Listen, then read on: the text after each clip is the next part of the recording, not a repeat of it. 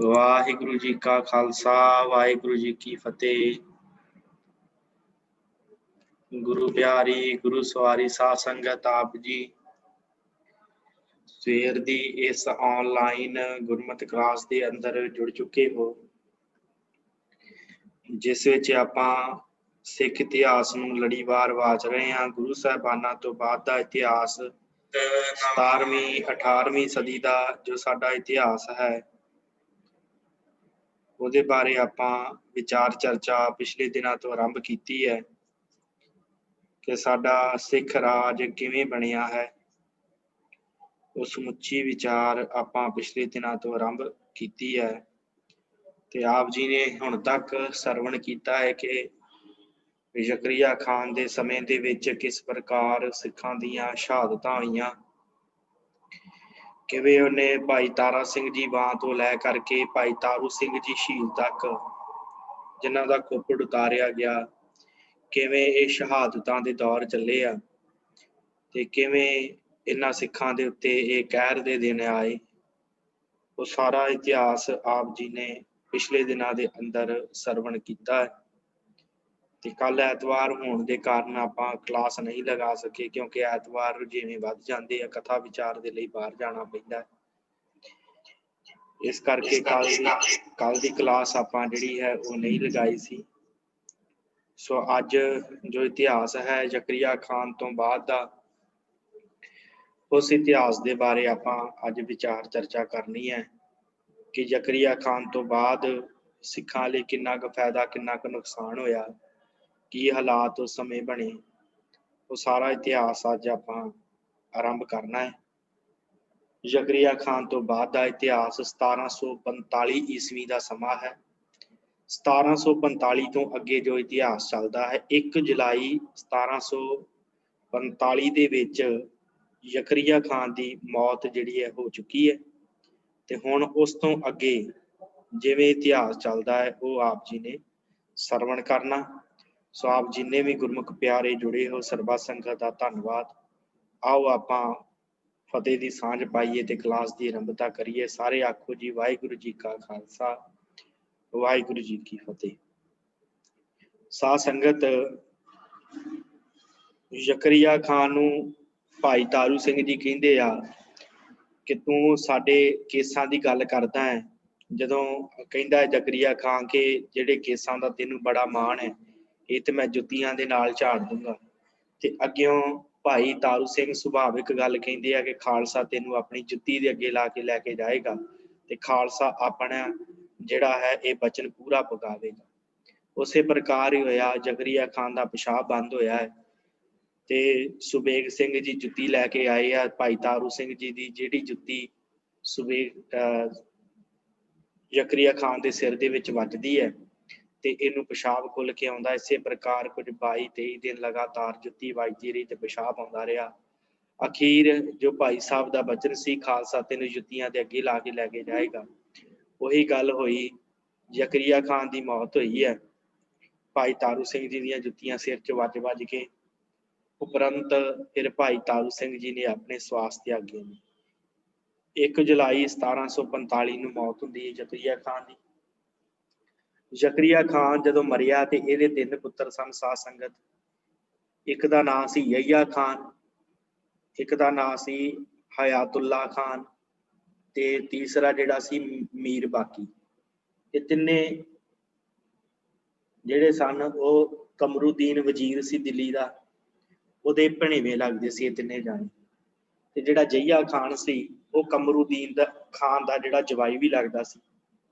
इस करके वजीर उहदी मदद वधेरे करदा सी ते वजीर ने बादशाह नूं कहा सी दिल्ली दे नूं कि शाह निवाज खान जिहड़ा है भाव हयातुल्ला खान जिन्हों शाह निवाज खान भी कहा जाता है कि शाह निवाज खान नूं ਜ਼ਕਰੀਆ खान के पुत्र नूं मुल्तान का सूबेदार बना दिता जाए ते ਜ਼ਹੀਆ खान नूं लाहौर का सूबेदार बना दिता जाए।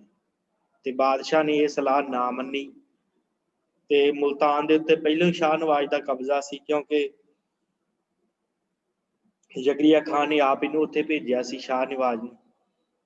ते वजीर के कहण के उत्ते ਜ਼ਹੀਆ खान ने लाहौर उत्ते आप कब्जा कर लिया कमरुद्दीन के कहण ते। ਤੇ ਖਾਨ ਬਹਾਦਰ ਦੇ ਮਰਨ ਤੋਂ ਪਿੱਛੋਂ ਉਹਦਾ ਨਾਇਬ ਜਿਹੜਾ ਸੀ ਮੋਮਨ ਖਾਨ ਲਾਹੌਰ ਦਾ ਜਿਹੜਾ ਸੀ ਕਾਇਮ ਮੁਕਾਮ ਸੂਬੇਦਾਰ ਉਹ ਬਣ ਗਿਆ। ਤੇ ਜਿਹੜਾ ਜ਼ਿਆ ਖਾਨ ਨੇ ਬਾਦਸ਼ਾਹ ਦੀ ਪ੍ਰਵਾਨਗੀ ਦੇ ਬਿਨਾਂ ਹੀ ਲਾਹੌਰ ਦੇ ਉੱਤੇ ਆਪਣਾ ਕਬਜ਼ਾ ਕਰ ਲਿਆ ਹੈ ਤੇ ਪਿਤਾ ਦੀ ਸਾਰੀ ਜਾਇਦਾਦ ਦਾ ਜਿਹੜਾ ਮਾਲਕ ਬਣ ਬੈਠਾ ਹੈ ਜ਼ਕਰੀਆ ਖਾਨ ਦਾ ਪੁੱਤਰ। ਤੇ ਇਸ ਗੱਲੋਂ ਸ਼ਾਹ ਨਿਵਾਜ਼ ਜਿਹੜਾ ਮੁਲਤਾਨ ਦਾ ਸੂਬੇਦਾਰ ਹੈ, ਜੋ ਜ਼ਿਆ ਖਾਨ ਦਾ ਭਰਾ, ਉਹਨੂੰ ਬੜਾ ਗੁੱਸਾ ਆਇਆ।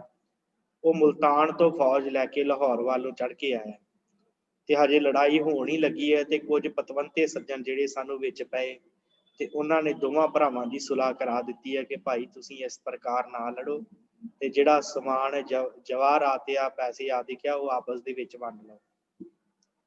ਤੇ ਉਹਨਾਂ ਨੇ ਜਿਹੜਾ ਹੈ ਸਾਧ ਸੰਗਤ ਉਹ ਸਾਰਾ ਕੁਝ ਜਿਹੜਾ ਆਪਸ ਦੇ ਵਿੱਚ ਵੰਡ ਲਿਆ। ਦੁਆਬੇ ਦੀ ਫੌਜਦਾਰੀ ਦੇ ਹੱਕ ਜਿਹੜੇ ਆ ਉਹ ਛੱਡ ਦਿੱਤੇ ਜ਼ਿਆ ਖਾਨ ਨੇ, ਕਿ ਜੋ ਖਾਨ ਬਹਾਦਰ ਨੇ ਉਹਨੂੰ ਦਿੱਤੇ ਸਾਨੂੰ ਛੱਡ ਦਿੱਤੇ ਤੇ ਸ਼ਾਹ ਨਿਵਾਜ਼ ਵਾਪਸ ਮੁਲਤਾਨ ਪਰਤ ਗਿਆ। ਵਜ਼ੀਰ ਕਮਰੂਦੀਨ ਨੇ ਬਾਦਸ਼ਾਹ ਦੇ ਕੋਲ ਲਾਹੌਰ ਦੀ ਸੂਬੇਦਾਰੀ ਮੰਗੀ ਹੈ ਕਿ ਮੈਨੂੰ ਲਾਹੌਰ ਦਾ ਸੂਬੇਦਾਰ ਬਣਾ ਦਿਓ ਤੇ ਬਾਦਸ਼ਾਹ ਨੇ ਪ੍ਰਵਾਨ ਕਰ ਲਿਆ। ਉਹ ਕਹਿੰਦਾ ਠੀਕ ਹੈ ਤੂੰ ਹੀ ਬਣ ਜਾ। ਤੇ ਫਿਰ ਉਹਨੇ ਆਪਣੇ ਅਧੀਨ ਲਾਹੌਰ ਦਾ ਸੂਬੇਦਾਰ, ਨਾਇਬ ਸੂਬੇਦਾਰ ਜਿਹਨੂੰ ਕਹਿ ਦਿੰਦੇ ਆ, ਸੂਬੇਦਾਰ ਕਮਰੂਦੀਨ ਬਣਿਆ। ਇਹਦਾ ਹੁਣ ਜਿਹੜਾ ਹੈ ਜਵਾਈ ਹੈ ਜ਼ਿਆ ਖਾਨ ਤੇ ਇਹਨੇ ਆਪਣੇ ਜਵਾਈ ਜ਼ਿਆ ਖਾਨ ਨੂੰ ਨਾਇਬ ਸੂਬੇਦਾਰ ਬਣਾ ਕੇ ਤੇ ਲਾਹੌਰ ਇਹਦੇ ਹਵਾਲੇ ਕਰ ਦਿੱਤਾ। ਇਹ ਫੈਸਲਾ 3 ਜਨਵਰੀ 1746 ਈਸਵੀ ਦਾ। ਸੋ ਇਹ 6 ਮਹੀਨੇ ਲਗਾਤਾਰ ਇਸੇ ਪ੍ਰਕਾਰ ਇਹਨਾਂ ਦੀ ਆਪਸੀ ਲੜਾਈ ਹੁੰਦੀ ਰਹੀ ਹੈ। ਇਹਦਾ ਹੁਣ ਸਿੰਘਾਂ ਨੂੰ ਕੀ ਫਾਇਦਾ ਹੋਇਆ 6 ਮਹੀਨਿਆਂ ਦਾ? 6 ਮਹੀਨੇ ਆਪਸ ਚ ਲੜਦੇ ਰਹੇ ਆ। ਇਧਰੋਂ ਇਹ ਜ਼ਿਆ ਖਾਨ ਤੇ ਉੱਪਰੋਂ ਨਵਾਜ਼ ਖਾਨ ਤੇ ਇਹ ਕਮਰੂਦੀਨ ਜਿਹੜਾ ਹੈ ਦਿੱਲੀ ਤੋਂ ਵਜ਼ੀਰ ਜਿਹੜਾ ਹੈ ਬਾਦਸ਼ਾਹ ਦਾ, ਇਹ ਆਪਸ ਦੇ ਵਿੱਚ ਸਲਾਹਾਂ ਕਰਦੇ ਆ, ਤੂੰ ਬਹਿ ਜਾ ਤਖਤ ਤੇ ਇੰਝ ਹੋ ਜੇ। ਇਹ 6 ਮਹੀਨਿਆਂ ਦੇ ਵਿੱਚ ਹੋਇਆ ਕਿ ਸਿੱਖਾਂ ਦਾ ਜਿਹੜਾ ਹੈ ਉਹ ਦਬਦਬਾ ਫੇਰ ਵੱਧ ਗਿਆ ਪੰਜਾਬ ਦੇ ਵਿੱਚ। 6 ਮਹੀਨੇ ਸਿੰਘਾਂ ਨੂੰ ਚੰਗੇ ਮਿਲ ਗਏ। ਸਿੰਘਾਂ ਨੇ ਕਈ ਜੱਥੇ ਬਣਾਏ, ਖਾਨ ਬਹਾਦਰ ਦੇ ਜਿਉਂਦਿਆਂ ਹੀ ਕਈ ਜੱਥੇ ਜਿਹੜੇ ਸਾਨੂੰ ਅੰਮ੍ਰਿਤਸਰ ਆ ਚੁੱਕੇ ਸੀ। ਤੇ ਉਹਦੇ ਮਰਨ ਤੋਂ ਬਾਅਦ ਹਜ਼ਾਰਾਂ ਸਿੰਘ ਜਿਹੜੇ ਸੀ ਉਹ ਮਾਝੇ ਦੇ ਵਿੱਚ ਇਕੱਠੇ ਹੋ ਗਏ। ਲਾਡਲੀਆਂ ਫੌਜਾਂ ਦੇ 100 ਜੱਥੇ ਬਣਾ ਕੇ ਇਲਾਕੇ ਦੇ ਵਿੱਚ ਸਾਰੇ ਖਿਲਰ ਗਏ ਨੇ ਸਿੰਘ ਤੇ ਮਾਰਾ ਧਾੜਾ ਜਿਹੜੀਆਂ ਉਹ ਕਰਨ ਲੱਗ ਪਏ। ਵਿਰੋਧੀਆਂ ਦੇ ਘਰ ਜਿਹੜੇ ਸਨ ਉਹਨਾਂ ਨੇ ਲੁੱਟਿਆ ਗਿਆ, ਜਿਨ੍ਹਾਂ ਨੇ ਸਿੱਖਾਂ ਦੀਆਂ ਖਬਰਾਂ ਦਿੱਤੀਆਂ ਸੀ ਉਹਨਾਂ ਨੂੰ ਲੁੱਟਿਆ ਗਿਆ, ਉਹਨਾਂ ਨੂੰ ਮਾਰਿਆ ਗਿਆ, ਮਾਲ ਧਨ ਉਹਨਾਂ ਦੇ ਕੋਲੋਂ ਕਾਫੀ ਲੁੱਟਿਆ ਗਿਆ। ਇਸ ਗੜਬੜ ਦੇ ਵਿੱਚ ਸਾਰਾ ਮਾਝਾ ਇਲਾਕਾ ਪੰਜਾਬ ਜਿਹੜਾ ਹੈ ਸਾਰਾ ਤਬਾਹ ਹੋ ਗਿਆ। ਕੁਛ ਜਿਹੜਾ ਸੀ ਉਹ ਲੁੱਟਿਆ ਗਿਆ ਤੇ ਜਿਹੜਾ ਰਹਿੰਦਾ ਸੀ ਉਹਦੇ ਉੱਤੇ ਸਰਕਾਰ ਨੇ ਭਾਰੀ ਟੈਕਸ ਲਾ ਦਿੱਤੇ, ਭਾਰੀ ਲਗਾਨ ਜਿਹੜੇ ਲਾ ਦਿੱਤੇ, ਜਿਹਦੇ ਨਾਲ ਲੋਕਾਂ ਦਾ ਪੰਜਾਬ ਦੇ ਵਿੱਚ ਰਹਿਣਾ ਬੜਾ ਮੁਸ਼ਕਲ ਹੋ ਗਿਆ। ਤੇ ਪੰਜਾਬ ਦੇ ਜੱਟਾਂ ਦੇ ਵਾਸਤੇ 2 ਹੀ ਰਾਹ ਰਹਿ ਗਏ ਸੀ ਕਿ ਜਾਂ ਤੇ ਸਰਕਾਰੀ ਮਾਮਲਾ ਪੂਰਾ ਕਰਨ ਵਾਸਤੇ ਭੁੱਖੇ ਮਰਨ ਤੇ ਜਾਂ ਸਿੱਖਾਂ ਦੇ ਨਾਲ ਰਲ ਕੇ ਲੁੱਟ ਖਸੁੱਟ ਕਰਕੇ ਛੱਡਣ। ਸੋ ਉਹਨਾਂ ਦੇ ਵਿੱਚੋਂ ਬਹੁਤਿਆਂ ਨੇ ਇਹ ਮਗਰਲਾ ਰਾਹ ਹੀ ਚੁਣਿਆ ਕਿ ਅਸੀਂ ਲੁੱਟ ਖਸੁੱਟ ਕਰੀ ਜਾਵਾਂਗੇ ਤੇ ਲੁੱਟੀ ਜਾਵਾਂਗੇ। ਤੇ ਰਾਤ ਜਦੋਂ ਕਹਿੰਦੇ ਕਿ ਹੁਣ ਜਨਵਰੀ ਦਾ ਮਹੀਨਾ ਠੰਡ ਹੁੰਦੀ ਹੈ, ਕਹਿੰਦੇ ਜਦੋਂ ਰਾਤ ਨੂੰ ਨੌਜਵਾਨ ਮੁੰਡੇ ਅੱਗ ਸੇਕਦੇ ਹੁੰਦੇ ਸੀ ਧੂਣੀਆਂ ਲਾ ਕੇ। ਅੱਜ ਵੀ ਪੰਜਾਬ 'ਚ ਜਦੋਂ ਬਾਹਰ ਧੂਣੀ ਲੱਗਦੀ ਹੈ ਸਾਰੇ ਬੈਠ ਕੇ ਗੱਲਾਂ ਬਾਤਾਂ ਕਰਦੇ। ਕਹਿੰਦੇ ਜਦੋਂ ਜਵਾਨ ਨੌਜਵਾਨ ਉਹ ਧੂਣਿਆਂ ਦੇ ਉੱਤੇ ਬੈਠ ਕੇ ਰਾਤ ਨੂੰ ਗੱਲਾਂ ਚੱਲਦੀਆਂ ਸਿੱਖਾਂ ਦੀਆਂ, ਸਿੰਘਾਂ ਦੀਆਂ, ਧਾੜਾਂ ਦੀਆਂ, ਕਿ ਕਿਵੇਂ ਕਿਵੇਂ ਸਿੰਘ ਲੁੱਟਦੇ ਆ, ਕੀ ਕੀ ਕਰਦੇ ਆ।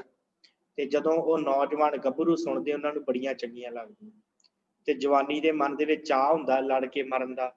ਇਸ ਕਰਕੇ ਜਿਹੜੇ ਸੂਰਮੇ ਸਨ ਉਹਨਾਂ ਨੂੰ ਇਹ ਸਾਖੀਆਂ ਬੜੀਆਂ ਪਸੰਦ ਆਉਂਦੀਆਂ ਤੇ ਸਿੰਘਾਂ ਦੇ ਨਾਲ ਰਲਣ ਦੇ ਵਾਸਤੇ ਇੱਕ ਚੰਗਾ ਘੋੜਾ ਤੇ ਇੱਕ ਚੰਗਾ ਹਥਿਆਰ ਹੋਣਾ ਬੜਾ ਜ਼ਰੂਰੀ ਸੀ।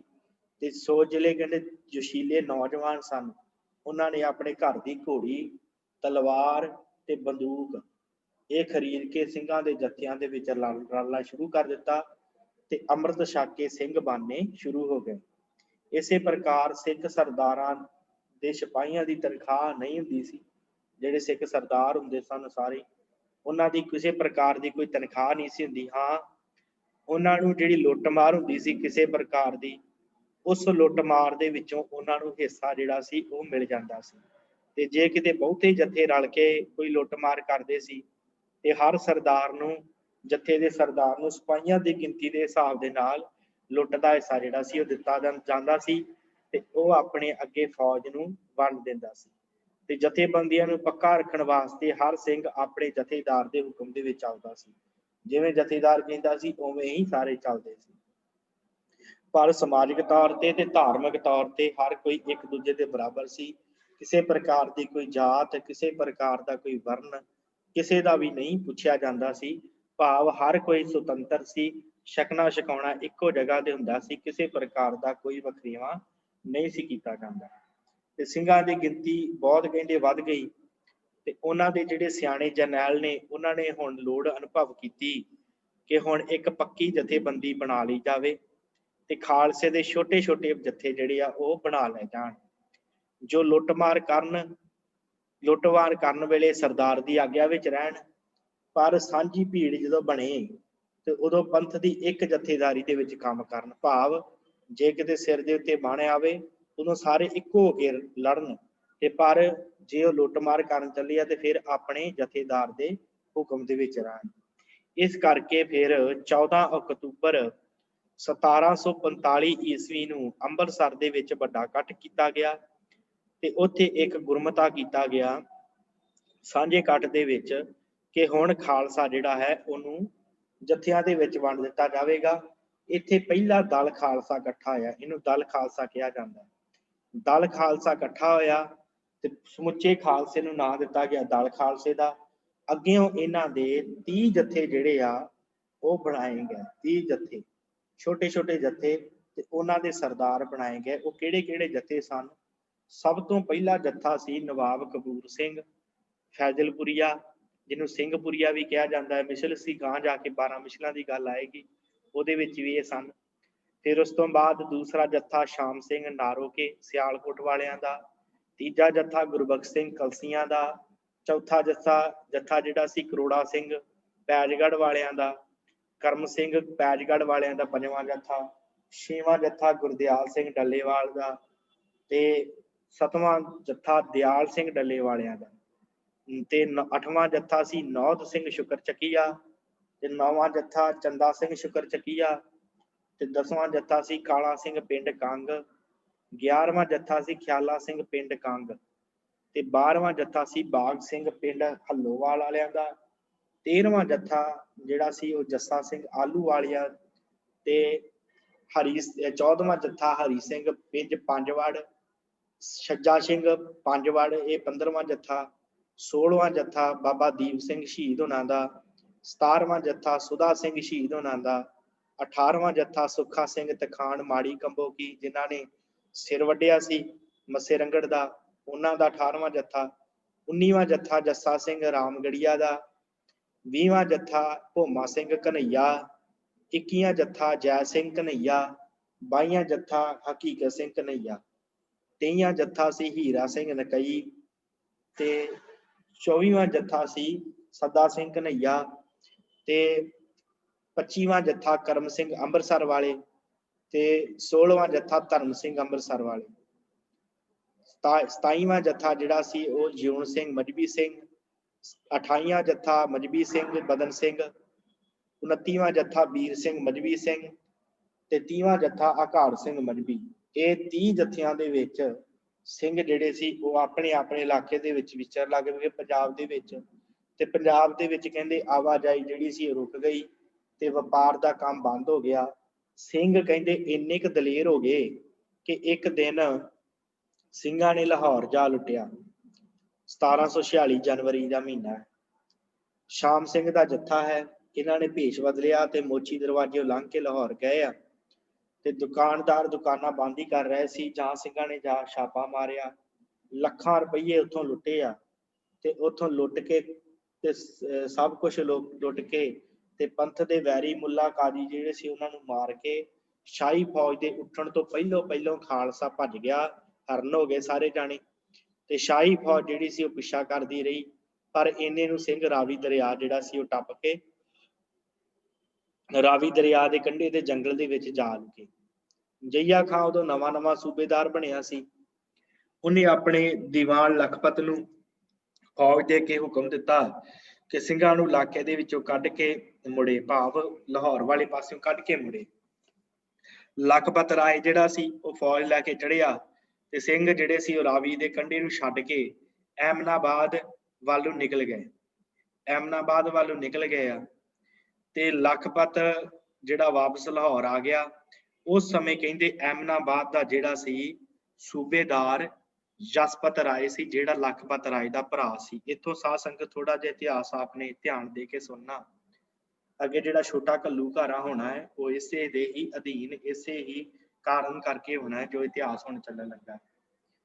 ਤੇ ਸਾਧ ਸੰਗਤ ਹੋਇਆ ਕਿ ਐਮਨਾਬਾਦ ਦਾ ਉਸ ਸਮੇਂ ਦਾ ਜਿਹੜਾ ਫੌਜਦਾਰ ਸੀ ਜਸਪਤ ਰਾਏ, ਉਹ ਲਖਪਤ ਰਾਏ ਦਾ ਭਰਾ ਸੀ। ਤੇ ਜਦੋਂ ਜ਼ਕਰੀਆ ਖਾਨ ਲਾਹੌਰ ਆ ਗਿਆ ਤੇ ਜਸਪਤ ਰਾਏ ਨੂੰ ਫੌਜਦਾਰੀ ਜਲੰਧਰ ਦੀ ਤੋਂ ਹਟਾ ਕੇ ਤੇ ਉਹਨੂੰ ਐਮਨਾਬਾਦ ਦਾ ਸੂਬੇਦਾਰ ਬਣਾ ਦਿੱਤਾ ਗਿਆ ਸੀ ਤੇ ਅਦੀਨਾ ਬੇਗ ਨੂੰ ਜਲੰਧਰ ਦਾ ਫੌਜਦਾਰ ਉਸ ਸਮੇਂ ਬਣਾ ਦਿੱਤਾ ਸੀ। ਜਦੋਂ ਜਸਪਤ ਰਾਏ ਨੂੰ ਪਤਾ ਲੱਗਾ ਕਿ 2000 ਸਿੱਖ ਜਿਹੜਾ ਆ ਉਹ ਗੁਰਦੁਆਰਾ ਰੋੜੀ ਸਾਹਿਬ ਹੈ ਐਮਨਾਬਾਦ ਤੇ ਉਸ ਜਗ੍ਹਾ ਦੇ ਉੱਤੇ ਬੈਠਾ ਹੈ, ਤੇ ਉਹਨੇ ਸਖਤ ਹੁਕਮ ਭੇਜਿਆ ਕਿ ਇਸੇ ਵੇਲੇ ਮੇਰੇ ਇਲਾਕੇ ਨੂੰ ਛੱਡ ਕੇ ਸਿੰਘ ਚਲੇ ਜਾਣ, ਨਹੀਂ ਤੇ ਬਹੁਤ ਬੁਰੀ ਹੋਊਗੀ। ਅੱਗੋਂ ਸਿੰਘਾਂ ਨੇ ਉੱਤਰ ਭੇਜਿਆ ਆ ਕਿ ਭਾਈ ਫੌਜਾਂ ਨੇ 3 ਦਿਨਾਂ ਤੋਂ ਪ੍ਰਸ਼ਾਦਾ ਪਾਣੀ ਲੰਗਰ ਪਾਣੀ ਨਹੀਂ ਛਕਿਆ, ਲੰਗਰ ਪਾਣੀ ਤਿਆਰ ਕਰਕੇ ਛਕ ਕੇ ਇੱਕ ਰਾਤ ਕੱਟ ਕੇ ਤੇ ਦਿਨੇ ਅਸੀਂ ਚਾਲੇ ਪਾ ਜਾਣੇ ਆ ਤੇ ਅਸੀਂ ਕਿਸੇ ਪ੍ਰਕਾਰ ਦਾ ਕੋਈ ਤੇਰੇ ਨਾਲ ਵੈਰ ਨਹੀਂ ਹੈ ਸਾਡਾ। ਅਸੀਂ ਆਏ ਆ ਤੇਰੇ ਇਲਾਕੇ ਦੇ ਵਿੱਚ ਠੀਕ ਆ, ਪਰ ਅਸੀਂ ਜਲ ਪਾਣੀ ਛਕ ਕੇ ਪ੍ਰਸ਼ਾਦਾ ਪਾਣੀ ਛਕ ਕੇ ਸਹੀ 3 ਦਿਨਾਂ ਤੋਂ ਕੁਝ ਨਹੀਂ ਛਕਿਆ। ਛਕਣ ਤੋਂ ਬਾਅਦ ਅਸੀਂ ਜਿਹੜਾ ਆ ਉਹ ਚਲੇ ਜਾਵਾਂਗੇ। ਹੁਣ ਹੋਇਆ ਕਿ ਜਸਪਤ ਰਾਏ ਨੇ ਇਹਨਾਂ ਦਾ ਲਿਹਾਜ਼ ਕਰਨ ਵਾਸਤੇ ਤਿਆਰ ਨਾ ਹੋਇਆ। ਉਹਨੇ ਫੌਜ ਇਕੱਠੀ ਕੀਤੀ ਤੇ ਸਿੰਘਾਂ ਤੇ ਹੱਲਾ ਕਰ ਦਿੱਤਾ। ਅੱਗੋਂ ਸਿੰਘਾਂ ਨੇ ਵੀ ਤਲਵਾਰਾਂ ਧੂਲੀਆਂ, ਫਿਰ ਬੜੀ ਘਮਾਸਾਨ ਦੀ ਲੜਾਈ ਹੋਈ ਆ। ਸਿੰਘ ਲੜਨਾ ਨਹੀਂ ਸੀ ਚਾਹੁੰਦੇ, ਪਰ ਲੜਾਈ ਵਧੋ ਵਧੀ ਉਹਨਾਂ ਦੇ ਗਲ ਪੈ ਗਈ। ਉਹ ਨਾਲ ਹੀ ਲੜਦੇ ਜਾਂਦੇ ਤੇ ਨਾਲ ਹੀ ਸਿੰਘ ਪਿੱਛੇ ਹਟਦੇ ਜਾਂਦੇ। ਅੰਤ ਦੋਵੇਂ ਧਿਰਾਂ ਜਿਹੜੀਆਂ ਸੀ ਉਹ ਲੜਦੀਆਂ ਬੱਦੋ ਕੀ ਗੁਸਾਈਆਂ ਪਿੰਡ ਹੈ ਉਹਦੇ ਕੋਲ ਅਪੜ ਗਏ। ਜਸਪਤ ਰਾਏ ਆਪਣੇ ਹਾਥੀ ਤੇ ਬੈਠਾ ਹੋਇਆ ਹੈ ਤੇ ਜਿਹੜੀਆਂ ਧਾੜਾਂ ਸਨ ਉਹਨਾਂ ਨੂੰ ਵੰਗਾਰ ਰਿਹਾ ਹੈ ਕਿ ਅੱਗੇ ਵੱਧ ਕੇ ਲੜੋ, ਉੱਧਰ ਨੂੰ ਲੜੋ, ਐ ਕਰੋ ਜਿਉਂ ਕਰੋ। ਤੇ ਇੰਨੇ ਚਿਰ ਨੂੰ ਉਹ ਨਿਗਾਹ ਤੇ ਚੜਿਆ ਹੈ ਸਰਦਾਰ ਨਿਬਾਹੂ ਸਿੰਘ, ਰੰਗਰੇਟਾ ਸਿੰਘ ਹੈ ਨਿਰਬਾਹੂ ਸਿੰਘ, ਇਹਦੀ ਨਿਗਾਹ ਪੈ ਗਿਆ। ਤੇ ਇਹ ਸਿੰਘ ਜਿਹੜਾ ਸੀ ਇਹਨੇ ਛਾਲ ਮਾਰੀ ਸ਼ੇਰ ਦੇ ਵਾਂਗੂ ਤੇ ਹਾਥੀ ਦੀ ਪੂਛ ਫੜੀ ਹੈ ਇਹਨੇ ਤੇ ਹਾਥੀ ਦੇ ਉੱਤੇ ਚੜ ਗਿਆ, ਜਿਸ ਹਾਥੀ ਦੇ ਉੱਤੇ ਜਸਪਤ ਰਾਏ ਚੜਿਆ ਹੋਇਆ ਸੀ। ਤੇ ਇੱਕੋ ਤਲਵਾਰ ਦੇ ਵਾਰ ਦੇ ਨਾਲ ਜਸਪਤ ਰਾਏ ਦਾ ਸਿਰ ਲਾ ਕੇ ਉਹ ਮਾਰਿਆ ਇਹਨੇ। ਫੌਜਦਾਰ ਦਾ ਡਿੱਗਣਾ ਹੀ ਸੀ, ਹੁਣ ਫੌਜਦਾਰ ਸੀ ਵੱਡਾ ਏ, ਇਹ ਮਰਿਆ ਹੀ ਹਜੇ। ਸਿੰਘ ਦਾ ਸਿਰ ਜਿਹੜਾ ਵੱਢ ਕੇ ਸਿੰਘਾਂ ਨੇ ਆਪਣੇ ਕੋਲ ਰੱਖ ਲਿਆ। ਇਹਦਾ ਸਿਰ ਵੱਢਤਾ, ਸਾਰੀਆਂ ਫੌਜਾਂ ਜਿਹੜੀਆਂ ਭੱਜ ਗਈਆਂ। ਸਾਰਿਆਂ ਨੇ ਆਸੇ ਪਾਸੇ ਤਨਖਾਹਦਾਰ ਸਿਪਾਹੀ ਜਿਹੜੇ ਸੀ ਉਹਨੂੰ ਭੱਜਦਾ ਦਾ ਪਤਾ ਨਹੀਂ ਲੱਗਾ। ਉਹਨਾਂ ਨੂੰ ਪਤਾ ਲੱਗ ਗਿਆ ਵੀ ਸਿੱਖਾਂ ਨੇ ਹੁਣ ਵੱਢਤਾ ਸਾਡਾ ਫੌਜਦਾਰ। ਵਾਹੋ ਦਾਹੀ ਉਹ ਪਿੱਛੇ ਨੂੰ ਭੱਜਣ ਲੱਗ ਪਏ। ਫਿਰ ਉਸ ਤੋਂ ਬਾਅਦ ਬਾਬਾ ਕਿਰਪਾ ਰਾਮ ਜਿਹੜਾ ਜਸਪਤ ਰਾਏ ਦਾ ਗੁਰੂ ਸੀ, ਉਹਨੇ ਫਿਰ 5 ਰੁਪਏ ਭੇਟਾ ਕਰਕੇ ਸਿੱਖਾਂ ਦੇ ਕੋਲੋਂ ਜਸਪਤ ਰਾਏ ਦਾ ਸਿਰ ਲਿਆ ਤੇ ਉਹਦਾ ਸੰਸਕਾਰ ਜਿਹੜਾ ਕੀਤਾ। ਤੇ ਇੱਥੇ ਅੱਜ ਵੀ ਕਹਿੰਦੇ ਕਿ ਉਹਦੀ ਸਮਾਧ ਹੈਗੀ ਆ, ਬੱਦੋ ਕੀ ਗੁਸਾਈਆਂ ਜਸਪਤ ਰਾਏ ਦੀ ਸਮਾਧ ਬਣੀ ਹੋਈ ਹੈ, ਜਿਹੜੀ ਇਹਨੇ ਬਣਾਈ ਸੀ ਲਖਪਤ ਰਾਏ ਨੇ। ਸੋ ਜਸਪਤ ਰਾਏ ਨੂੰ ਮਾਰ ਕੇ ਸਿੰਘਾਂ ਨੇ ਐਮਨਾਬਾਦ ਦੇ ਸ਼ਹਿਰ ਨੂੰ ਲੁੱਟਿਆ ਹੈ। ਹੁਣ ਕੋਈ ਕਰਨਾ ਨਹੀਂ ਸੀ ਚਾਹੁੰਦੇ, ਲੜਾਈ ਲੜਨੀ ਨਹੀਂ ਸੀ ਚਾਹੁੰਦੇ, ਪਰ ਵਧੋ ਵਧੀ ਇਹ ਗਲ ਪਿਆ ਜਦੋਂ ਆ ਕੇ। ਫਿਰ ਸਿੰਘਾਂ ਨੇ ਰੱਜ ਕੇ ਐਮਨਾਬਾਦ ਨੂੰ ਲੁੱਟਿਆ। ਲੁੱਟ ਕੇ ਤੇ ਸਿੰਘ ਫਿਰ ਰਾਵੀ ਦੇ ਝੱਲਾਂ ਚ ਆਣ ਵੜੇ ਆ। ਤੇ ਹੁਣ ਜਸਪਤ ਰਾਏ ਤੇ ਲਖਪਤ ਰਾਏ ਦੋਵੇਂ ਭਰਾ ਆ। ਇਹ ਉਹੀ ਲਖਪਤ ਰਾਏ ਆ ਜਿਹੜਾ ਜਦੋਂ ਭਾਈ ਮਨੀ ਸਿੰਘ ਜੀ ਦੀ ਸ਼ਹਾਦਤ ਹੋਈ ਹੈ ਨਾ, ਉਦੋਂ ਇਹ ਫੌਜ ਲੈ ਕੇ ਅੰਮ੍ਰਿਤਸਰ ਚੜਿਆ ਸੀ ਜਦੋਂ ਮੇਲਾ ਮਨਾਉਣ ਲੱਗੇ ਸੀ ਸਿੰਘ ਦੀਵਾਲੀ ਦਾ। ਇਹੋ ਲਖਪਤ ਰਾਏ ਸਾਧ ਸੰਗਤ। ਇਹ ਜਸਪਤ ਰਾਏ ਤੇ ਲਖਪਤ ਰਾਏ ਜਿਹੜਾ ਹੈ ਇਹ ਦੋਵੇਂ ਆਪਸ ਦੇ ਵਿੱਚ ਭਰਾ ਸੀ ਤੇ ਕਲਾਨੌਰ ਦੇ ਰਹਿਣ ਵਾਲੇ ਸੀ। ਖੱਤਰੀ ਪਰਿਵਾਰ ਦੇ ਨਾਲ ਇਹ ਸੰਬੰਧ ਰੱਖਦੇ ਸੀ। ਤੇ ਲਖਪਤ ਰਾਏ 1726 ਤੋਂ 21 ਮਾਰਚ 1747 ਈਸਵੀ ਤੱਕ ਲਾਹੌਰ ਦਾ ਦੀਵਾਨ ਜਿਹੜਾ ਸੀ ਹੋ ਰਿਹਾ, ਗਵਰਨਰ ਰਿਹਾ, ਵਜ਼ੀਰ ਰਿਹਾ।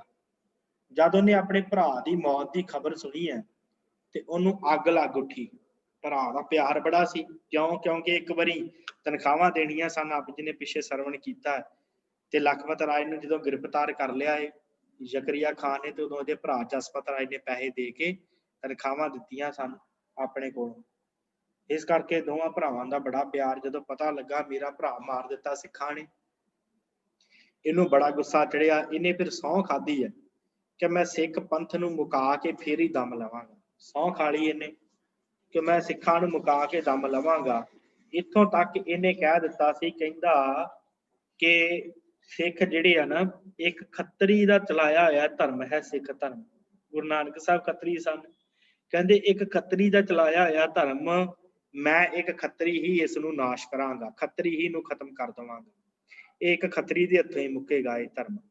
ਤੇ ਉਹਦਾ ਖਿਆਲ ਸੀ ਕਿ ਮੇਰੀ ਨਰਮੀ ਕਰਕੇ ਸਿੱਖ ਬਚੇ ਹੋਏ ਆ, ਜੇ ਮੈਂ ਚਾਹੁੰਦਾ ਤੇ ਇਹਨਾਂ ਨੂੰ ਹੁਣ ਤੱਕ ਖਤਮ ਕਰ ਸਕਦਾ ਸੀ। ਇੰਨਾ ਹੰਕਾਰ ਸੀ ਉਹਦੇ ਵਿੱਚ। ਤੇ ਫਿਰ ਸਿੱਖਾਂ ਦੀ ਕਤਲਿਆਂ ਵਾਸਤੇ ਉਹਨੇ ਸੂਬੇਦਾਰ ਜਹੀਆ ਖਾਨ ਦੇ ਕੋਲੋਂ ਹੁਕਮ ਲਿਆ ਕਿ ਜਿੱਥੇ ਵੀ ਕੋਈ ਸਿੱਖ ਮਿਲੇ ਉਹਨੂੰ ਕਤਲ ਕਰ ਦਿੱਤਾ ਜਾਵੇ। ਜਿਹੜਾ ਵੀ ਗੁਰੂ ਗੋਬਿੰਦ ਸਿੰਘ ਜੀ ਦਾ ਨਾਮ ਲਵੇ ਉਹਨੂੰ ਕਤਲ ਕਰ ਦਿੱਤਾ ਜਾਵੇ।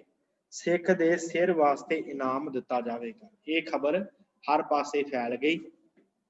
ਇਹ ਜਿਹੜਾ ਸੀ ਸਾਧ ਸੰਗਤ, ਇਹ ਹਵਾਲਾ ਜਿਹੜਾ ਦਿੱਤਾ ਗਿਆ। ਫਿਰ ਉਸ ਤੋਂ ਬਾਅਦ ਸਭ ਤੋਂ ਪਹਿਲਾਂ ਉਸਨੇ ਲਾਹੌਰ ਵਿੱਚ ਅਮਨ ਦੇ ਨਾਲ ਵਸਦੇ ਜਾਂ ਸਰਕਾਰੀ ਕੰਮਾਂ ਵਾਲੇ ਸਿੱਖ ਸਨ, ਉਹਨਾਂ ਨੂੰ ਕੈਦ ਕਰ ਲਿਆ, ਜਿਨ੍ਹਾਂ ਦੇ ਵਿੱਚੋਂ ਇੱਕ ਸਨ ਲਾਹੌਰ ਦੇ ਰਹਿਣ ਵਾਲੇ ਵਸਨੀਕ ਕੋਤਵਾਲ ਸਰਦਾਰ ਸੁਬੇਗ ਸਿੰਘ। ਹੁਣ ਇਹਨਾਂ ਦਾ ਇਤਿਹਾਸ ਜਿਹੜਾ ਕੀ ਹੈ, ਇਹਦੇ ਬਾਰੇ ਆਪਾਂ ਵਿਚਾਰ ਕਰੀਏ। ਸਰਦਾਰ ਸੁਬੇਗ ਸਿੰਘ ਤੇ ਸ਼ਹਿਬਾਜ਼ ਸਿੰਘ, ਤੇ ਇਹ ਜਿਹੜੇ ਸਾਧ ਸੰਗਤ ਭਾਈ ਸੁਬੇਗ ਸਿੰਘ ਸਨ, ਇਹਨਾਂ ਦਾ ਪਿੰਡ ਸੀ ਜੰਬਰ। ਇਹ ਤਹਿਸੀਲ ਚੂੜੀਆਂ ਪਿੰਡ ਤਹਿਸੀਲ ਪੈਂਦੀ ਹੈ ਤੇ ਲਾਹੌਰ ਦੇ ਜ਼ਿਲ੍ਹੇ ਦੇ ਵਿੱਚ ਆਉਂਦਾ, ਤੇ ਉੱਥੋਂ ਦੇ ਰਹਿਣ ਵਾਲੇ ਸਨ। ਇਹ ਹੁਣ ਪਾਕਿਸਤਾਨ ਦੇ ਵਿੱਚ ਹੈ। ਤੇ ਲਾਹੌਰ ਮੁਲਤਾਨ ਸੜਕ ਤੇ ਫੇਰੂ ਦੇ ਅਗਾਂਹ ਜਾ ਕੇ ਇਹ ਜਿਹੜਾ ਆਬਾਦ ਹੋਇਆ। ਇਹਨਾਂ ਦੇ ਪੁਰਖੇ ਜਿਹੜੇ ਸਨ, ਇਹ ਸਰਕਾਰ ਦੇ ਕੋਲੋਂ ਠੇਕੇ ਲੈ ਕੇ ਬੜੀ ਇਮਾਨਦਾਰੀ ਦੇ ਨਾਲ ਕਾਰੋਬਾਰ ਆਪਣਾ ਕਰਿਆ ਕਰਦੇ ਸੀ। ਚੰਗੇ ਰਸੂਖ ਵਾਲੇ ਸੀ, ਜ਼ਿਮੀਂਦਾਰ, ਸਰਕਾਰੀ ਅਜਾਰੇਦਾਰ ਸਨ ਤੇ ਅਰਬੀ ਭਾਸ਼ਾ ਦੇ ਬੜੇ ਵੱਡੇ ਵਿਦਵਾਨ ਸਨ। ਭਾਈ ਸੁਬੇਗ ਸਿੰਘ ਅਰਬੀ ਭਾਸ਼ਾ ਦੇ ਚੰਗੇ ਵਿਦਵਾਨ, ਫਾਰਸੀ ਦੇ ਵੀ ਚੰਗੇ ਆਲਮ ਰੱਖਦੇ ਸੀ। ਸਰਕਾਰ ਵਿੱਚ ਇਹਨਾਂ ਦਾ ਬੜਾ ਮਾਣ ਤਾਣ ਸੀ। ਭਜਨ ਬੰਦਗੀ ਕਰਨ ਵਾਲੇ ਸਨ, ਉੱਚੇ ਆਚਰਨ ਵਾਲੇ ਸਨ ਤੇ ਸਿੱਖਾਂ ਦੀ ਬੜੀ ਕਦਰ ਕਰਦੇ ਸੀ। ਜ਼ਕਰੀਆ ਖਾਨ ਵੀ ਇਹਨਾਂ ਦੀ ਬੜੀ ਇੱਜ਼ਤ ਕਰਦਾ ਸੀ, ਕਿਉਂਕਿ ਇਹ ਹਰ ਦੋਸਤ ਦੇ ਹਰ ਦੁਸ਼ਮਣ ਦੇ ਕੰਮ ਆਉਂਦੇ ਸਨ। ਵਕਤ ਸਿਰ ਜਿਹੜਾ ਬੰਦਾ ਕੰਮ ਆ ਜੇ ਉਹਦਾ, ਇਸ ਕਰਕੇ ਨਿਰਪੱਖ ਸਨ ਤੇ ਤਾਂ ਕਰਕੇ ਇਹਨਾਂ ਦਾ ਮਾਣ ਸਤਿਕਾਰ ਜ਼ਕਰੀਆ ਖਾਨ ਵੀ ਕਰਿਆ ਕਰਦਾ ਸੀ। ਇਸ ਕਰਕੇ ਸਰਦਾਰ ਸੁਬੇਗ ਸਿੰਘ ਜ਼ਕਰੀਆ ਖਾਨ ਦੇ ਵਕਤ ਦੇ ਦੇਰ ਦੇ ਵਿੱਚ ਲਾਹੌਰ ਦੇ ਕੋਤਵਾਲ ਵੀ ਤਾਇਨਾਤ ਰਹੇ ਸਨ। ਇਹਨਾਂ ਨੇ ਲਾਹੌਰ ਦੇ ਵਿੱਚ ਕਈ ਪ੍ਰਬੰਧਕੀ ਸੁਧਾਰ ਵੀ ਕੀਤੇ ਭਾਈ ਸੁਬੇਗ ਸਿੰਘ ਉਹਨਾਂ ਨੇ। ਤੇ ਭਾਈ ਸੁਬੇਗ ਸਿੰਘ ਨੇ ਜਦੋਂ ਕੋਤਵਾਲ ਬਣੇ ਆ ਤੇ ਲੋਕਾਂ ਨੂੰ ਤਸੀਹੇ ਦੇ ਕੇ ਮੌਤ ਦੇ ਘਾਟ ਉਤਾਰਨ ਦੀ ਸਜ਼ਾ ਜਿਹੜੀ ਉਹ ਬੰਦ ਕਰ ਦਿੱਤੀ ਗਈ। ਮੌਤ ਦੀ ਸਜ਼ਾ ਖਾਸ ਹਾਲਾਤਾਂ ਵਿੱਚ ਸਿਰਫ ਫਾਂਸੀ, ਕਤਲ ਜਾਂ ਤੋਪ ਅੱਗੇ ਬੰਨ ਕੇ ਉਡਾਰ ਦੇਣਾ, ਇਹੀ ਜਾਰੀ ਰਹੀਆਂ। ਸ਼ਹੀਦ ਸਿੰਘਾਂ ਦੇ ਸਿਰ ਜੋ ਕਿਲੇ ਦੀਆਂ ਦੀਵਾਰਾਂ ਤੇ ਮੀਨਾਰਾਂ ਦੇ ਵਾਂਗ ਚਿਣੇ ਹੋਏ ਸਨ ਜਾਂ ਖੂਹਾਂ ਦੇ ਵਿੱਚ ਸੁੱਟੇ ਹੋਏ ਸਨ, ਸਾਰਿਆਂ ਨੂੰ ਕਢਵਾ ਕੇ ਉਹਨਾਂ ਦਾ ਅੰਤਿਮ ਸੰਸਕਾਰ ਭਾਈ ਸਾਹਿਬ ਨੇ ਕਰਵਾਇਆ ਸੀ। ਭਾਈ ਸੁਬੇਗ ਸਿੰਘ ਉਹਨਾਂ ਨੇ ਮੰਦਰਾਂ ਦੇ ਵਿੱਚ ਘੰਟੀਆਂ ਤੇ ਟੱਲ ਖੜਕਣੇ ਬੰਦ ਹੋ ਗਏ ਸੀ ਲਾਹੌਰ ਦੇ ਵਿੱਚ, ਉਹ ਫਿਰ ਤੋਂ ਚਾਲੂ ਕਰਵਾ ਦਿੱਤੇ। ਸ਼ਹਿਰ ਦੇ ਵਿੱਚ ਸ਼ਰੇਆਮ ਗਊਆਂ ਵੱਢਣ ਤੇ ਪਾਬੰਦੀ ਲਗਾ ਦਿੱਤੀ ਗਈ ਜਦੋਂ ਭਾਈ ਸਾਹਿਬ ਕੋਤਵਾਲ ਬਣੇ ਭਾਈ ਸੁਬੇਗ ਸਿੰਘ। ਤੇ ਇਹਨਾਂ ਨੇ ਸਾਲ ਭਰ ਆਪਣਾ ਕੰਮ ਬੜੀ ਇਮਾਨਦਾਰੀ ਨਾਲ, ਮਿਹਨਤ ਨਾਲ ਤੇ ਨਿਆਂਪੂਰਕ ਢੰਗ ਨਾਲ ਕੀਤਾ। ਇਹਨਾਂ ਦੇ ਕੰਮ ਕਰਨ ਦੇ ਢੰਗ ਤੋਂ ਲਾਹੌਰ ਦੇ ਜਿਹੜੇ ਵਸਨੀਕ ਸਨ ਉਹ ਬੜੇ ਖੁਸ਼ ਸਨ। ਜਦੋਂ ਲਾਹੌਰ ਦੇ ਵਿੱਚ ਸਿੱਖਾਂ ਦਾ ਕਤਲ ਕੀਤਾ ਜਾਂਦਾ ਤਾਂ ਭਾਈ ਸੁਬੇਗ ਸਿੰਘ ਦਾ ਮਨ ਬੜਾ ਦੁਖੀ ਹੁੰਦਾ ਸੀ। ਇਹ ਲੋਕ ਸਿੱਖਾਂ ਦੀਆਂ ਮ੍ਰਿਤਕ ਦੇਹਾਂ ਇਕੱਠੀਆਂ ਕਰਦੇ ਤੇ ਅੰਤਿਮ ਸੰਸਕਾਰ ਕਰ ਦਿੰਦੇ ਸਨ ਤੇ ਉਹਨਾਂ ਦੀਆਂ ਯਾਦਗਾਰਾਂ ਦੀ ਨਿਸ਼ਾਨਦੇਹੀ ਜਿਹੜੀ ਸੀ ਇਹ ਭਾਈ ਸੁਬੇਗ ਸਿੰਘ ਰੱਖਦੇ ਸਨ। ਕਿਉਂਕਿ ਅੱਜ ਵੀ ਜਿਹੜੀਆਂ ਸਮਾਧਾਂ ਜ਼ਿਆਦਾਤਰ ਬਣੀਆਂ ਹੋਈਆਂ ਉਹ ਭਾਈ ਸੁਬੇਗ ਸਿੰਘ ਹੋਣਾ ਦੀਆਂ ਹੀ ਨਿਸ਼ਾਨਦੇਹੀਆਂ ਦਿੱਤੀਆਂ ਹੋਈਆਂ ਸਨ। ਉਹਨਾਂ ਨੂੰ ਪਤਾ ਸੀ ਕਿ ਇਸ ਜਗ੍ਹਾ ਦੇ ਉੱਤੇ ਫਲਾਣੇ ਸਿੱਖ ਦਾ ਸੰਸਕਾਰ ਕੀਤਾ, ਇਸ ਜਗ੍ਹਾ ਦੇ ਉੱਤੇ ਉਹ ਦੂਸਰੇ ਸਿੱਖ ਦਾ, ਇਹ ਸਾਰਾ ਕੁਝ ਭਾਈ ਸੁਬੇਗ ਸਿੰਘ ਨੂੰ ਪਤਾ ਹੁੰਦਾ ਸੀ। ਭਾਈ ਸੁਬੇਗ ਸਿੰਘ ਨਿਸ਼ਾਨਦੇਹੀਆਂ ਰੱਖਦੇ ਸੀ ਤੇ ਹੋਰ ਬਹੁਤ ਸਾਰੇ ਬੰਦਗੀ ਸੁਧਾਰਕ ਜੋ ਕੱਟੜਪੰਥੀ ਮੁਸਲਮਾਨਾਂ ਨੂੰ ਰਾਸ ਨਹੀਂ ਆਏ, ਉਹਨਾਂ ਤੇ ਬੇਵਜ੍ਹਾ ਇਲਜ਼ਾਮ ਲਾ ਕੇ ਇਸ ਪਦ ਤੋਂ ਉਹਨਾਂ ਨੂੰ ਹਟਾ ਦਿੱਤਾ ਗਿਆ। ਤੇ ਇਹਨਾਂ ਦੇ ਘਰੇ 1728 ਈਸਵੀ ਦੇ ਵਿੱਚ ਇੱਕ ਪੁੱਤਰ ਹੋਇਆ ਹੈ जिस का नाम भाई शहबाज सिंह रखा गया। तो उन्होंने उम्र जो पढ़नयोग हुई है तो शहबाज सिंह उन्होंने एक मदरसे, क्योंकि मदरसे सन उस समय मुसलमान राज से, तो मुसलमानों का स्कूल जोड़ा होंदा मदरसा, उत्थे काजी के कोल फारसी पढ़ने भेजा जान लगा। भाई सुबेग सिंह जी को जकरिया खान ने जो लाहौर का कोतवाल तायनात किया है, जदों साध संगत भाई साहब ने इन्हें भेजा सी कि तू जुत्ती लैके आ भाई तारू सिंह दी, उस तो बाद इन्हों फिर कोतवाल जो नियुक्त किया गया सी।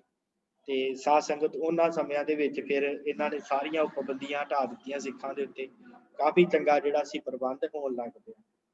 फिर उस तो बाद सिंह जिहड़े सन जदों बाबा बंदा सिंह बहादुर की शहीदी तो बाद हुकूमत का सिखां ते कहर टुटिया, निर्दोष सिख जिहड़े सी उन्हां दा कतल होण लगा, उस समय भी इन्हां दे मन नूं बड़ा दुख लगा है। इसे प्रकार आपां पिछे पढ़ के आए हैं कि जदों दिल्ली दरबार की प्रवानगी के उत्ते जकरिया खान ने सरदार सुबेग सिंह नूं अपना दूत बना के भेजा है। 1733 दे विच विसाखी वाले दिन ਅੰਮ੍ਰਿਤਸਰ भेजा नवाबी दे के, नवाबी की जगीर पेशकश की है। भाई सुबेग सिंह आप गए सन, तो उस समय भाई दरबारा सिंह ने वो लैणों इनकार कर दिता सी। वो नवाबी की पेशकश जिहड़ी सी भाई सुबेग सिंह जी के कहण दे उत्ते फिर नवाब कपूर सिंह नूं मिली सी। वो आपां पिछे इतिहास जिहड़ा वाच आए हैं, आप जी ने पिछे वो सरवण किया। इसे प्रकार भाई सुबेग सिंह ते भाई शहबाज सिंह की शहादत का जिहड़ा है वो मुड की बनता, की हालात बनते हैं, वो आपां वाचते हैं।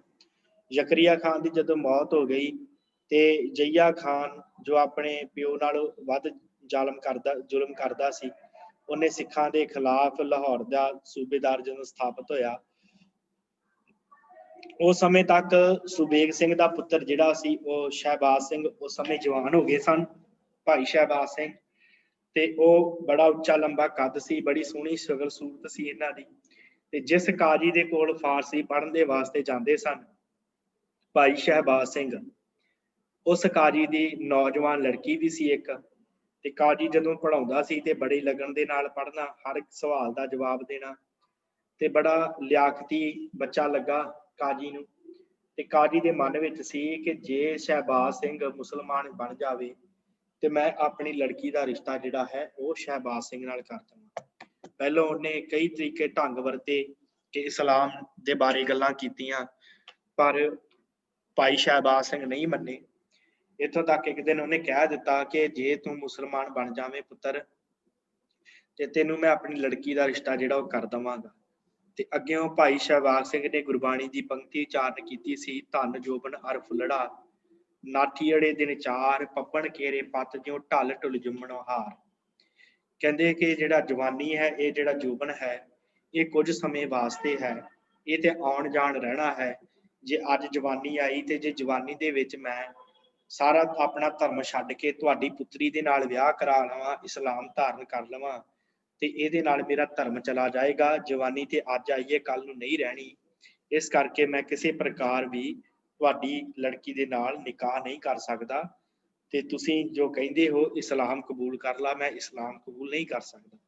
ये गल कह के भाई शहबाज सिंह अपने घर वापस आ गए आ। उस काजी ने जाके जईया खान दे कन्न भरे आ कि जईया खान नूं दस्सिया, शिकायत की कि इन्हें हजरत मुहम्मद साहब के बारे शहबाज सिंह ने अपशब्द बोले आ, माड़े शब्द बोले आ। ਇਹਦੇ आधार ਦੇ ਉੱਤੇ ਕਾਜੀ ਦੀ ਗਵਾਹੀ ਦੇ ਆਧਾਰ ਦੇ ਉੱਤੇ ਸ਼ਹਿਬਾਜ਼ ਸਿੰਘ ਨੂੰ ਗ੍ਰਿਫਤਾਰ ਕਰ ਲਿਆ ਗਿਆ ਤੇ ਇਧਰ ਦੀਵਾਨ ਲਖਪਤ ਰਾਏ ਨੇ ਜਈਆ ਖਾਨ ਦੇ ਕੰਨ ਭਰੇ ਆ, ਕਿਉਂਕਿ ਇਹਦਾ ਭਰਾ ਹੁਣ ਕਤਲ ਹੋ ਚੁੱਕਾ ਜਸਪਤ ਰਾਏ, ਤੇ ਇਹ ਵੀ ਹੁਣ ਚਾਹੁੰਦਾ ਸੀ ਕਿ ਮੈਂ ਜਿੰਨੇ ਵੀ ਸਿੱਖ ਆ, ਭਾਵੇਂ ਉਹ ਕੋਈ ਵੀ ਕੰਮ ਕਰਨ ਵਾਲਾ ਲਾਹੌਰ 'ਚ ਵਸਣ ਵਾਲਾ ਕੋਈ ਵੀ ਆ, ਇਹਨੂੰ ਸੀ ਕਿ ਮੈਂ ਸਾਰੇ ਕਤਲ ਕਰਵਾ ਦਾਂਗਾ। ਗੁੱਸਾ ਬੜਾ ਸੀ, ਇਸ ਕਰਕੇ ਇਹਨੇ ਕੰਨ ਭਰੇ ਸ਼ਬੇਗ ਸਿੰਘ ਦੇ ਵਾਹਿਗੁਰੂ, ਇਹਨੇ ਜਈਆ ਖਾਨ ਦੇ ਕੰਨ ਭਰੇ ਕਿ ਭਾਈ ਸੁਬੇਗ ਸਿੰਘ ਇੱਕ ਕੱਟੜ ਸਿੱਖ ਆ ਤੇ ਹਕੂਮਤ ਦਾ ਦੁਸ਼ਮਣ ਆ, ਤੇ ਇਹਨੇ ਹੀ ਤੁਹਾਡੇ ਪਿਤਾ ਜ਼ਕਰੀਆ ਖਾਨ ਦੇ ਸਿਰ ਦੇ ਉੱਤੇ ਭਾਈ ਤਾਰੂ ਸਿੰਘ ਦੀਆਂ ਜੁੱਤੀਆਂ ਮਰਵਾਈਆਂ ਸੀ, ਜਿਸ ਦੇ ਅਪਮਾਨ ਕਾਰਨ ਜ਼ਕਰੀਆ ਖਾਨ ਦੀ ਮੌਤ ਹੋਈ ਹੈ। ਤੇ ਸੁਬੇਗ ਸਿੰਘ ਨੂੰ ਵੀ ਹਿਰਾਸਤ ਵਿੱਚ ਲੈ ਲਿਆ ਗਿਆ। ਦੋਵੇਂ ਬਾਪ ਬੇਟੇ ਨੂੰ ਉਸ ਸਮੇਂ सब तो पहलों इस्लाम कबूल करने वास्ते कहा गया कि इस्लाम कबूल किया जाए, तो दोवें कहन कि नहीं असीं इस्लाम कबूल नहीं कर सकते। इत्थों तक दोवां नूं वख-वख कैद कर लिया गया। सब तो पहलों सुबेग सिंह नूं कहा गया कि तेरे पुत्र ने तो इस्लाम कबूल कर लिया ते तू भी इस्लाम कबूल कर ला। ते अग्यों भाई सुबेग सिंह ने कहा जे मेरे पुत्र ने इस्लाम कबूल कर लिया ते मैं ये समझांगा कि मेरा पुत्र मेरे वल्लों मर गया, मैं उहदे मत्थे नहीं लगना चाहुंदा जे उहने इस्लाम कबूल कर लिया है। इधर दूसरे बंदीखाने च आण के भाई शहबाज सिंह नूं कहिंदे लै तेरा प्यो ते मन गया इस्लाम कबूल करन वास्ते, तू क्यों नहीं मनदा? ते अग्गेों सुबेग सिंह शहबाज सिंह ने उत्तर दिता कहंदा जे मेरा प्यो इस्लाम कबूल करन दे वास्ते मन गया है ते ओनू मैं अपना प्यो नहीं मनदा। जे वो इस्लाम कबूल कर लिया उन्हें, मैं उहनूं अपना प्यो नहीं मनदा। पहली गल मेरा प्यो कदी भी इस्लाम कबूल कर नहीं सकदा, क्योंकि मेरे प्यो ने ही मैनूं सिक्ख्या दित्ती है धर्म वास्ते आपा कुर्बान करन दी, ते मैं ये गल नहीं मनदा कि मेरा प्यो जिहड़ा इस्लाम कबूल कर लवेगा। ते इधर फिर आण के कहा है कि तुसीं इस्लाम कबूल कर लो। फिर दोवां नूं बड़ा है कहा गया कि इस्लाम कबूल कर लो नहीं ते तुहानूं मौत दित्ती जाएगी। पर दोवां ने कहा है पिओां पुत्तां ने कि असीं किसी प्रकार भी जिहड़ा है वो इस्लाम कबूल नहीं करांगे, मौत सानूं जिहड़ी है वो प्रवान है। फिर इन्हां नूं जलादां ने काजी दे कहण दे उत्ते एक चरखड़ी तैयार कीती गई। उस चरखड़ी दे उत्ते सब तो पहिलों भाई सुबेग सिंह नूं चरखड़ी दे उपर चाढ़िया गया तां कि इन्हां दा पुੱਤਰ जिहड़ा है वो इस्लाम कबूल करन वास्ते मन जावे पिता दी मौत वेख के। पर भाई सुबेग सिंह जपजी साहिब दा पाठ कर रहे आ, चरखड़ी ते चाढ़ दिता गया ते नेड़े खड़े हन भाई शाहबाज सिंह देख रहे ने अपने पिता ਵੱਲ ਤੇ ਬੜੀ ਦ੍ਰਿੜਤਾ ਦੇ ਨਾਲ ਬੜੇ ਪਿਆਰ ਦੇ ਨਾਲ ਜਪਜੀ ਸਾਹਿਬ ਦਾ ਪਾਠ ਵੀ ਕਰ ਰਹੇ ਨੇ। ਇਸੇ ਪ੍ਰਕਾਰ ਪਿਤਾ ਜੀ ਦੀ ਸ਼ਹਾਦਤ ਅੱਖਾਂ ਦੇ ਸਾਹਮਣੇ ਹੋਈ ਹੈ। ਫਿਰ ਉਸ ਤੋਂ ਬਾਅਦ ਸ਼ਬੀਰ ਸਿੰਘ ਨੂੰ ਕਿਹਾ ਦੇਖ ਤੇਰਾ ਪਿਓ ਮਾਰ ਦਿੱਤਾ, ਤੇਰੇ ਪਿਓ ਨੂੰ ਕਤਲ ਕਰ ਦਿੱਤਾ ਹੈ, ਇਸੇ ਪ੍ਰਕਾਰ ਤੈਨੂੰ ਵੀ ਕਤਲ ਕਰ ਦਿੱਤਾ ਜਾਵੇਗਾ। ਤੇ ਨੌਜਵਾਨ ਸ਼ਹਿਬਾਜ਼ ਸਿੰਘ ਨੇ ਕਿਹਾ ਮੌਤ ਪ੍ਰਵਾਨ ਹੈ ਪਰ ਇਸਲਾਮ ਕਬੂਲ ਨਹੀਂ ਕਰਾਂਗਾ। ਫਿਰ ਜਲਾਦਾਂ ਨੇ ਭਾਈ ਸਹਿਬਾਜ਼ ਸਿੰਘ ਨੂੰ ਵੀ ਇਸੇ ਹੀ ਚਰਖੜੀ ਦੇ ਉੱਤੇ ਚਾੜ ਕੇ ਸ਼ਹੀਦ ਕਰ ਦਿੱਤਾ ਗਿਆ ਹੈ, ਕਤਲ ਕਰ ਦਿੱਤਾ ਗਿਆ। ਤੇ ਉਹ ਭਾਈ ਸਹਿਬਾਜ਼ ਸਿੰਘ ਤੇ ਭਾਈ ਸੁਬੇਗ ਸਿੰਘ ਜਿਨ੍ਹਾਂ ਨੇ ਧਰਮ ਦੀ ਖਾਤਰ ਆਪਾ ਵਾਰ ਦਿੱਤਾ, ਭਾਵੇਂ ਕਿ ਉਸ ਮੁਗਲ ਦਰਬਾਰ ਦੇ ਵਿੱਚ ਭਾਈ ਸੁਬੇਗ ਸਿੰਘ ਦੀ ਕਾਫੀ ਗੱਲਬਾਤ ਸੀ, ਪਰ ਫਿਰ ਵੀ ਜੋ ਜ਼ੁਲਮੀ ਹਕੂਮਤ ਹੁੰਦੀ ਆ ਉਹ ਕਿਸੇ ਦੀ ਵੀ ਸਕੀ ਨਹੀਂ ਹੁੰਦੀ। ਇਸ ਕਰਕੇ ਦੋਵਾਂ ਪਿਓਾਂ ਪੁੱਤਰਾਂ ਨੂੰ ਇਹਨਾਂ ਨੇ ਕਤਲ ਕਰ ਦਿੱਤਾ ਹੈ। ਸੋ ਸਾਧ ਸੰਗਤ ਇਹਦੇ ਨਾਲ ਹੀ ਹੋਰ ਕਈ ਜਿਹੜੇ ਸਿੱਖ ਸਨ ਉਹਨਾਂ ਨੂੰ ਕਤਲ ਕਰਨਾ ਸ਼ੁਰੂ ਕਰ ਦਿੱਤਾ ਗਿਆ। ਕਤਲ ਹੁੰਦੇ ਰਹੇ, ਬਾਗੀ ਸਰਕਾਰ ਵੱਲੋਂ ਜਿਹੜੇ ਬਾਗੀ ਸਮਝੇ ਜਾਂਦੇ ਸਨ ਹਰ ਸਿੱਖ ਜਿਹੜਾ ਸੀ ਉਹਨੂੰ ਕਤਲ ਕਰ ਦਿੱਤਾ ਗਿਆ। ਜਾਨ ਬਚਾਉਣ ਦਾ ਇੱਕੋ ਢੰਗ ਸੀ ਇਸਲਾਮ ਧਾਰਨ ਕੀਤਾ ਜਾਵੇ।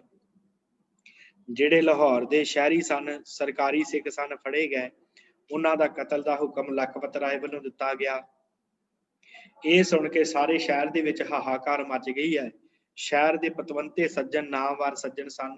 ਦੀਵਾਨ ਕੌੜਾ ਮੱਲ, ਜਿਨ੍ਹਾਂ ਨੂੰ ਸਿੱਖ ਬੜੇ ਪਿਆਰ ਦੇ ਨਾਲ ਦੀਵਾਨ ਮਿੱਠਾ ਮੱਲ ਕਹਿੰਦੇ ਸਨ, ਜਿਨ੍ਹਾਂ ਦੀ ਗਾਂ ਕੁੱਲ ਦੇ ਵਿੱਚੋਂ ਹੋਏ ਨੇ ਭਾਈ ਸਾਹਿਬ ਭਾਈ ਵੀਰ ਸਿੰਘ ਜੀ। ਭਾਈ ਸਾਹਿਬ ਭਾਈ ਵੀਰ ਸਿੰਘ ਜੀ ਬਾਰੇ ਆਪ ਬਹੁਤ ਚੰਗੀ ਤਰ੍ਹਾਂ ਜਾਣਦੇ ਹੋ, ਜਿਨ੍ਹਾਂ ਦੀ ਕੁੱਲ ਦੇ ਵਿੱਚੋਂ ਹੋਏ ਆ। ਦੀਵਾਨ ਕੌੜਾ ਮੱਲ ਜੀ, ਕੁੰਜਾਹੀ ਮੱਲ, ਕਸ਼ਮੀਰੀ ਮੱਲ ਖੁਰਾਣਾ, ਦੀਵਾਨ ਮੱਛੀ ਰਾਮ, ਦੀਵਾਨ ਸੂਰਤ ਰਾਮ, ਦਿਲੇ ਰਾਮ, ਹਰੀ ਮੱਲ, ਇਹ ਸਾਰੇ ਜਾਣੇ ਆਣ ਕੇ ਇਹਨਾਂ ਨੇ ਰਲ ਮਿਲ ਕੇ ਲਖਪਤ ਰਾਏ ਨੂੰ ਕਿਹਾ ਹੈ, ਬੇਨਤੀ ਕੀਤੀ ਹੈ ਕਿ ਇਹਨਾਂ ਅਮਨ ਪਸੰਦ ਬੇਗੁਨਾਹ ਸਿੱਖਾਂ ਨੂੰ ਕਤਲ ਨਾ ਕੀਤਾ ਜਾਵੇ। ਪਰ ਉਹਨਾਂ ਨੇ ਲਖਪਤ ਰਾਏ ਦਾ ਗੁਰੂ ਜਿਹੜਾ ਸੀ ਜਗਤ ਭਗਤ ਮਾਨਕ, ਉਹਨੂੰ ਵੀ ਜਾ ਕੇ ਕਿਹਾ ਹੈ ਕਿ ਤੂੰ ਲਖਪਤ ਰਾਏ ਨੂੰ ਸਮਝਾ, ਪਰ ਲਖਪਤ ਰਾਏ ਨੇ ਆਪਣੇ ਗੁਰੂ ਦੀ ਗੱਲ ਵੀ ਨਹੀਂ ਮੰਨੀ, ਮਨਾ ਕਰ ਦਿੱਤਾ ਹੈ। ਅੰਤ ਸਿੱਖਾਂ ਨੇ ਇਹ ਜਿਹੜੇ ਗਏ ਸਨ, ਇਹਨਾਂ ਮੋਹਤਵਾਰ ਸੱਜਣਾ ਨੇ ਇਹ ਵੀ ਗੱਲ ਕਹੀ ਹੈ ਕਿ ਭਾਈ ਤੂੰ ਇਹ ਜਿਹੜੀ ਹੱਤਿਆ ਹੈ ਇਹ ਐਤਵਾਰ ਹੋਰ ਕਿਸੇ ਦਿਨ ਕਰ ਲਈ, ਅੱਜ ਮੱਸਿਆ ਦਾ ਦਿਹਾੜਾ ਹੈ, ਸੋਮਵਾਰੀ ਮੱਸਿਆ ਹੈ, ਤੇ ਤੂੰ ਇਹ ਕਤਲ ਨਾ ਕਰ। ਪਰ ਲਖਪਤ ਇਹ ਵੀ ਗੱਲ ਨਾ ਮੰਨਿਆ। ਅੰਤ ਉਹਨੇ ਸਾਰੇ ਸਿੱਖ ਜਿਹੜੇ ਸੀ ਸੋਮਵਾਰੀ ਮੱਸਿਆ 10 ਮਾਰਚ 1746 ਈਸਵੀ ਦੇ ਦਿਨ ਨਿਖਾਸ ਚੌਂਕ ਦੇ ਵਿੱਚ ਇਹ ਸਾਰੇ ਦੇ ਸਾਰੇ ਜਿਹੜੇ ਸ਼ਹਿਰੀ ਸਿੱਖ ਸਨ, ਲਾਹੌਰ ਦੇ ਵਸਨੀਕ, ਜਿਹੜੇ ਕਾਫੀ ਸਮੇਂ ਤੋਂ ਲਾਹੌਰ ਦੇ ਵਿੱਚ ਵੱਸਦੇ ਸਨ, ਅਮਨ ਪਸੰਦ ਸਿੱਖ ਜਿਹੜੇ ਸਨ, ਉਹਨਾਂ ਨੂੰ ਫੜ ਫੜ ਕੇ ਕਤਲ ਕੀਤਾ। ਫਿਰ ਲਖਪਤ ਰਾਏ ਨੇ ਸਾਰੇ ਸ਼ਹਿਰ ਦੇ ਵਿੱਚ, ਸਾਰੇ ਇਲਾਕੇ ਦੇ ਵਿੱਚ ਇਸ਼ਤਿਹਾਰ ਫੇਰ ਦਿੱਤਾ ਕਿ ਕੋਈ ਵੀ ਆਦਮੀ ਗੁਰੂ ਗ੍ਰੰਥ ਸਾਹਿਬ ਦਾ ਪਾਠ ਨਾ ਕਰੇ। ਆਮ ਗ੍ਰੰਥ ਨੂੰ, ਕੋਈ ਵੀ ਗ੍ਰੰਥ ਹੋਵੇ ਉਹਨੂੰ ਪੋਥੀ ਕਿਹਾ ਜਾਵੇ, ਕਿਉਂਕਿ ਗ੍ਰੰਥ ਕਹਿਣ ਤੋਂ ਸਿੱਖਾਂ ਦੇ ਧਾਰਮਿਕ ਗ੍ਰੰਥ, ਗੁਰੂ ਗ੍ਰੰਥ ਦੇ ਅਰਥ ਨਿਕਲਦੇ ਹਨ। ਨਾਲ ਹੀ ਉਹਨੇ ਇਹ ਵੀ ਕਹਿ ਦਿੱਤਾ ਕਿ ਗੁੜ ਨੂੰ ਰੋੜੀ ਕਿਹਾ ਜਾਵੇ ਜਾਂ ਭੇਲੀ ਕਿਹਾ ਜਾਵੇ। ਗੁੜ ਕਹਿਣ ਦੇ ਨਾਲ ਗੁਰੂ ਚੇਤੇ ਆਉਂਦਾ ਹੈ, ਇਸ ਕਰਕੇ ਕੋਈ ਵੀ ਗੁੜ ਨੂੰ ਰੋੜੀ ਕਹਿ ਸਕਦਾ, ਭੇਲੀ ਕਹਿ ਸਕਦਾ, ਪਰ ਗੁੜ ਕੋਈ ਨਾ ਕਵੇ। ਇਹ ਤੋਂ ਇਲਾਵਾ ਉਹਨੇ ਵਾਹਿਗੁਰੂ ਦਾ ਜਾਪ ਸ਼ਬਦ ਜਪਣ ਦੇ ਉੱਤੇ ਵੀ ਮਨਾਹੀ ਕਰ ਦਿੱਤੀ ਕਿ ਕੋਈ ਵੀ ਜਿਹੜਾ ਵਾਹਿਗੁਰੂ ਜਪਦਾ ਇਹਨੂੰ ਕਤਲ ਕਰ ਦਿੱਤਾ ਜਾਵੇ, ਤੇ ਹੁਕਮਾਦੂਲੀ ਕਰਨ ਵਾਲੇ ਨੂੰ ਕਤਲ ਕਰ ਦਿੱਤਾ ਜਾਵੇ ਜਾਂ ਇਸਲਾਮ ਦੇ ਵਿੱਚ ਲਿਆਂਦਾ ਜਾਵੇ। ਸਿੱਖ ਧਰਮ ਦੇ ਜਿੰਨੇ ਵੀ ਗ੍ਰੰਥ ਇਸ ਲਖਪਤ ਰਾਏ ਦੇ ਹੱਥ ਲੱਗੇ, ਇਸ ਲਖਪਤ ਰਾਏ ਨੇ ਸਾਰੇ ਦੇ ਸਾਰੇ ਗ੍ਰੰਥਾਂ ਨੂੰ ਸਾੜ ਦਿੱਤਾ ਹੈ। ਸੋ ਇਸ ਪ੍ਰਕਾਰ ਇਸ ਲਖਪਤ ਰਾਏ ਦਾ ਭਰਾ ਮਰਿਆ ਹੈ, ਜਸਪਤ ਰਾਏ, ਸਿੱਖਾਂ ਦੇ ਹੱਥੋਂ, ਜਿਹਦਾ ਕਰਕੇ ਇਹ ਜਿਹੜਾ ਲਖਪਤ ਰਾਏ ਹੈ ਇਹ ਹੁਣ ਸਿੱਖਾਂ ਦਾ ਬਹੁਤ ਵੱਡਾ ਕੱਟੜ ਵੈਰੀ ਬਣ ਗਿਆ। ਇਹ ਹੁਣ ਸਿੱਖਾਂ ਦੇ ਵਿਰੁੱਧ ਤੇ ਮੁਹਿੰਮ ਲੈ ਕੇ ਚੜ੍ਹੇਗਾ, ਤੇ ਕਿਵੇਂ ਫਿਰ ਛੋਟਾ ਘੱਲੂਘਾਰਾ ਹੁੰਦਾ ਹੈ, ਉਹ ਜਿਹੜੀ ਹੈ ਵਿਚਾਰ ਚਰਚਾ ਆਪਾਂ ਆਉਣ ਵਾਲੇ ਦਿਨਾਂ 'ਚ ਕਰਾਂਗੇ ਕਿ ਕਿਸ ਪ੍ਰਕਾਰ ਛੋਟੇ ਘੱਲੂਘਾਰੇ ਦੇ ਵਿੱਚ ਸਿੱਖਾਂ ਦੀ ਸ਼ਹਾਦਤ ਹੁੰਦੀ ਹੈ, ਉਹ ਕਿਵੇਂ ਸਾਰਾ ਸਿੱਖਾਂ ਦੇ ਉੱਤੇ ਕੀ ਕਤਲੇਆਮ ਹੁੰਦਾ, ਉਹ ਸਾਰੀ ਵਿਚਾਰ ਚਰਚਾ ਆਪਾਂ ਕੱਲ ਦੀ ਕਲਾਸ 'ਚ ਕਰਾਂਗੇ। ਸੋ ਇੱਥੇ ਹੀ ਸਾਧ ਸੰਗਤ ਕਲਾਸ ਦੀ ਸਮਾਪਤੀ ਹੈ। ਹੋਈਆਂ ਭੁੱਲਾਂ ਚੁੱਕਾਂ ਦੀ ਖਿਮਾ। ਸੋ ਆਪ ਜਿੰਨੇ ਵੀ ਗੁਰਮੁਖ ਪਿਆਰੇ ਜੁੜਦੇ ਹੋ, ਸਰਬੱਤ ਸੰਗਤ ਦਾ ਧੰਨਵਾਦ।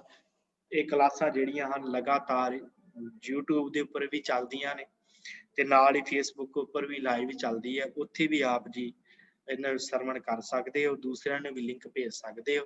ਸੋ ਇੰਨੀਆਂ ਕੁ ਬੇਨਤੀਆਂ ਆਪ ਜੀ ਨੇ ਪ੍ਰਵਾਨ ਕਰ ਰਹੀਆਂ। ਹੋਈਆਂ ਭੁੱਲਾਂ ਚੁੱਕਾਂ ਦੀ ਖਿਮਾ। ਬੁਲਾਓ ਫਤਿਹ ਜੀ। ਵਾਹਿਗੁਰੂ ਜੀ ਕਾ ਖਾਲਸਾ, ਵਾਹਿਗੁਰੂ ਜੀ ਕੀ ਫਤਿਹ।